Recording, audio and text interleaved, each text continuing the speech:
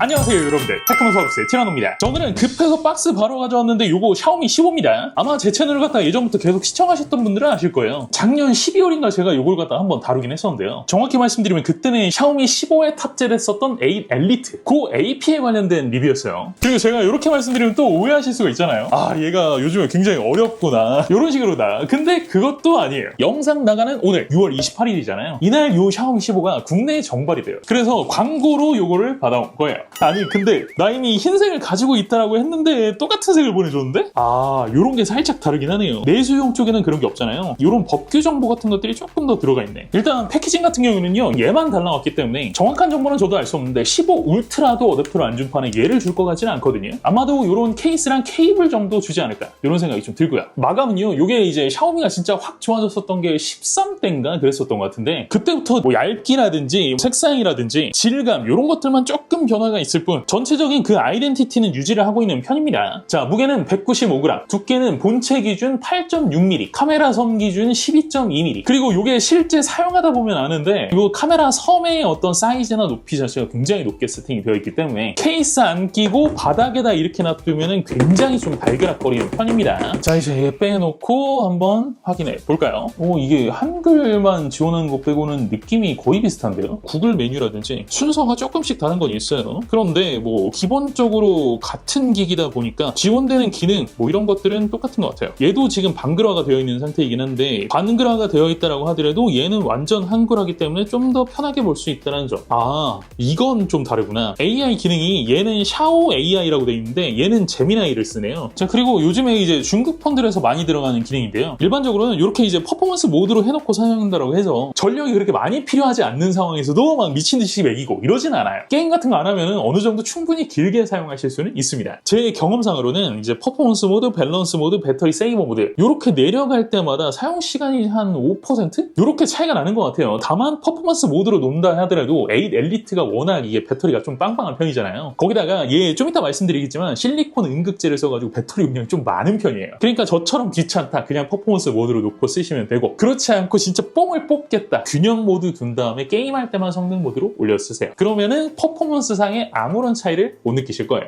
배터리 타임은 늘어나고. 전체적으로 봤을 때는 뭐 특별히 다른 점은 없는 것 같긴 한데, 그래도 정확히 이게 세팅이 똑같다라고 말씀드릴 수는 없잖아요. 확실한 게 좋은 거니까요. 제가 벤치라든지 게임 같은 거 좀 돌려보고 다시 돌아올게요. 잠시만 기다려주세요.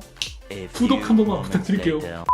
자, 여러분들 돌아왔어요. 일단 제 입장에서 굉장히 다행스러웠던 건요, 디스플레이부터 해서 성능까지 내수용이랑 아예 차이가 없었다는 점이에요. 때문에 지금부터는 이제 롱텀 리뷰가 되는 겁니다. 쓸데없는 얘기 싹 빼고 핵심만 전달해 드릴게요. 자, 먼저 말씀드릴 거는 디스플레이. 스펙은요 6.36인치 2670x 1200 해상도 120Hz의 LTPO 아몰레드 디스플레이가 탑재가 되어 있고요. 베젤은 지금 보실 때 괜찮죠? 인아웃 베젤 합쳐가지고 2.5mm 남짓, 상하 좌우 밸런스 완벽하게 맞춰져 있고요. 센터 펀치홀은 살짝 사이즈가 좀 있는 편이에요. 다른 갤럭시라든지 이런 애들에 비해서. 전체적으로 디폴트 세팅에서는요, 색 온도가 살짝 푸르딩딩한 느낌이긴 한데, 이렇게 이제 배색 방안 들어오면은 적응형 색상이라고 있거든요. 아이폰의 트루톤 같은 기능입니다. 요거 설정해주면은 화이트 포인트 딱 알맞게 돌아오고요. 디스플레이 측정한 데이터도 보여드리면은 뭐 좋죠? 나무랄 데가 없습니다. 제 사용 경험상 디스플레이가 요 정도 되면은 최상급이라고 보는 게 맞아요. 플래그십다운 면모를 분명히 보여줍니다. 자, 다음은 스피커인데, 이건 잔말 말고 소리부터 들려드릴게요.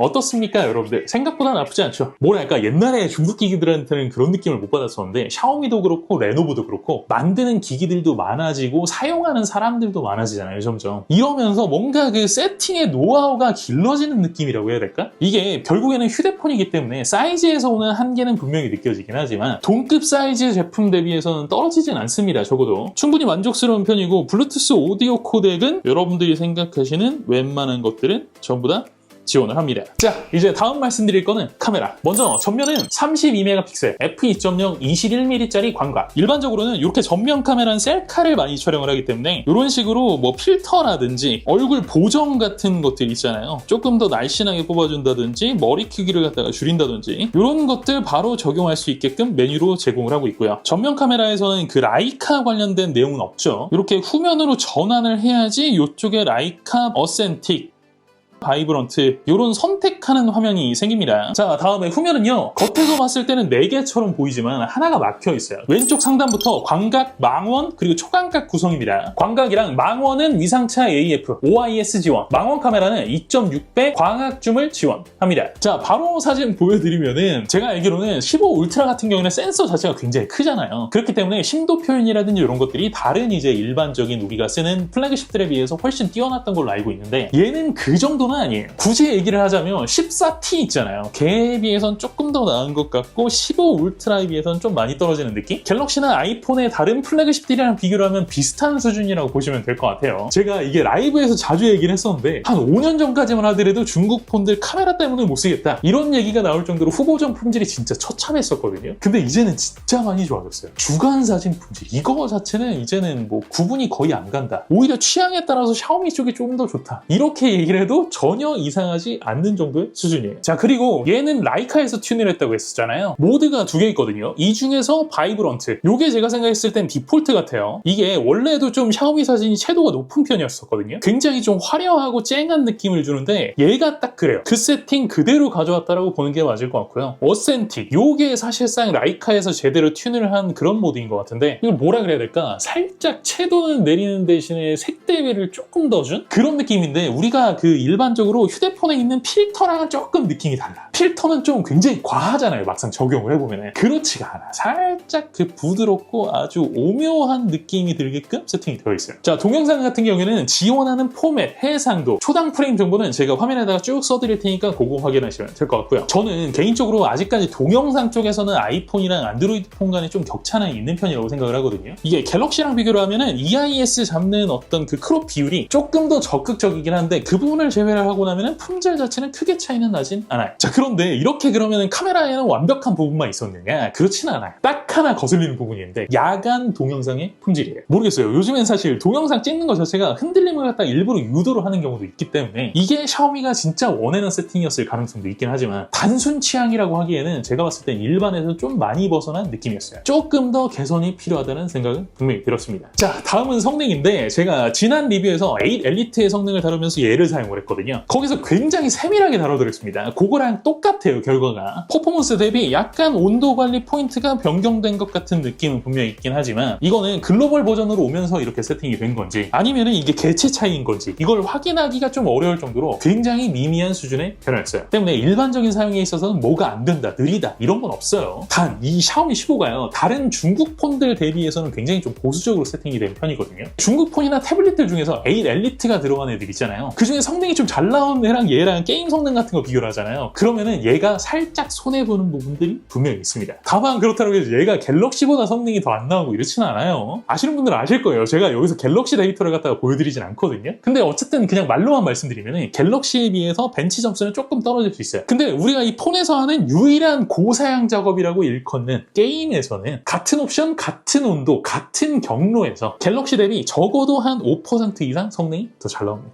그리고 요거 오해하실 수도 있을 것 같아서 간단히 설명을 드리면은 여기서 보시면은 게임 옵션에서 부스트 기능이 있잖아요. 그럼 막 120프레임 이렇게 표시가 되는데 이게 120프레임이 실제로 나오는 게 아니라요. 우리가 왜 멀티 프레임 제너레이션 있잖아. 엔비디아의 MFG, AMD의 AFMF. 그러니까 깡 성능으로 60프레임이 지금 넘게 나오고 있는 게 아니에요. 그러니까 정리를 하면 이렇게 되는 거예요. 8 엘리트가 들어가 있기 때문에 기본빵은 한다. 단 중국판 성능 몰빵인 8 엘리트 대비 살짝 떨어지고 갤럭시보다 살짝 위에 있다. 근데 요마저도 게임을 안 하면은 그걸 느낄 수는 없다. 무슨 말인지 여러분들 이해되시죠? 자, 그 다음에 배터리는 8 엘리트가 되면서 기존 AP 대비 굉장히 전성비가 좋아진 편이거든요. 밸런스 모드에서 유튜브 스트리밍만 시켰을 때 동작 시간이 약 18시간. 저전력 모드에서 1시간 정도 더 갑니다. 19시간 정도 유지가 되고요. 솔직히 얘기하면 이게 게임으로 한정을 하게 되면은 8gen3보다 굉장히 전성비가 좋아진 건 아니긴 한데 배터리 용량이 기존 대비해서 이번에는 실리콘 음극재가 들어가면서 굉장히 용량이 늘어났거든요. 그 펌핑된 수치를 그대로 가져갔다고 보시면 돼요. 자, 충전 같은 경우에는 제가 중국 발매 제품은 충전기를 같이 줬었어요. 그래서 그걸로 테스트를 했을 때는 46분 정도에 완충이 됐었는데요. 정발은 아마도 이게 충전기를 따로 주지는 않을 테니까 일반적으로 우리가 많이 가지고 있는 PD 100W로 충전을 했거든요. 그래서인지 생각보다는 좀 오래 걸린 편이죠. 그냥 제 생각에는 샤오미 이제 충전기 주자. 그러면 이렇게 찝찝할 일이 없을 것 같아요. 자, 오늘은 이렇게 해서 샤오미의 정발 신작 샤오미 15를 간단하게 알아봤어요. 샤오미가 원래 그 퀄컴 AP가 발매가 되면 1등으로 제품을 내는 걸로 유명하거든요. 그렇다 보니까 이게 8 엘리트 2에 관련돼서 요즘에 조기 등판 소식들이 나오잖아요. 거기다 플러스 8 엘리트가 발표되자마자 얘가 발표가 됐으니까 이미 한 7개월 정도가 지났잖아. 이거 너무 늦은 거 아닌가? 이런 생각을 하실 수도 있을 것 같아요, 여러분들께서. 근데 저는 개인적으로 샤오미가 그런 걸 갖다가 별로 신경을 쓸 것 같지가 않은 게 얘도 그렇고 울트라도 그렇고 14T도 그렇고 이걸 많이 팔겠다라고 지금 내는 건 아닌 것 같아요. 뭐랄까 이제 본격적으로 한국의 전 라인업을 깔겠다. 일종의 선전포가 아닐까 싶어요. 물론 이렇게 제가 말씀드리면은 너는 그걸 알면서도 지금 이렇게 광고를 해주고 있느냐 이런 식으로 국뽕에 잔뜩 차가지고 욕하시는 분들이 분명히 있을 것 같기도 해요. 근데 여러분들 진짜 잘 생각하셔야 돼요. 과연 삼성한테도 애플, 삼성밖에 없는 이 국내 갈라파고스 같은 시장이 삼성 뭐 좀 안 좋다 이런 얘기하면 막 미친 듯이 달려들어가지고 집단 린치를 하는 이런 시장이 과연 그들의 성장에 도움이 될까요? 저는 개인적으로 아니라고 봅니다. 그렇게 일본에서 소니 빨아주잖아요. 샤프 빨아주잖아. 걔들 살아남았습니까? 이 바닥이 그렇게 해서 되는 시장 자체가 아니야. 경쟁은 항상 치열해야 되고요. 그 경쟁에서 살아남아야지 결국에는 우리 소비자의 선택을 받게 되는 거예요. 때문에 저는 샤오미가 이렇게 국내에 진출하는 거 긍정적으로 봅니다. 소비자로서 제가 원하는 건 딱 하나예요. 와서 미친 듯이 경쟁해주세요, 진짜. 우리 같은 소비자가 더 좋은 가격에 더 만족스러운 제품을 가질 수 있도록. 오케이? 자, 오늘 영상은 여기까지입니다. 영상이 재밌으셨다면 구독과 좋아요 그리고 알림 설정 꼭 잊지 말아주시고요. 저는 다음 시간에 또 재미있는 영상으로 찾아뵙도록 하겠습니다. 지금까지 저는 티라노였습니다. 고맙습니다. 이게 원래 제가 진짜 잠깐 사용하고 말라 그랬었거든요. 근데 배터리 타임이 너무 괜찮아. 작년인가부터 그랬는데 샤오미 거 이제 통신 문제도 아예 없고 가끔 중국어가 좀 튀어나오는 게 불편하긴 했었는데 얘는 그런 것도 없잖아요. 다만 근데 지금 제가 조금 불안한 거는 왠지 가격이 비쌀 수도 있을 것 같은 느낌? 가격만 잘 나오면은 뭐 쓰시는데 크게 불편함 없으실 것 같아요. 오히려 만족하실 수 있어요.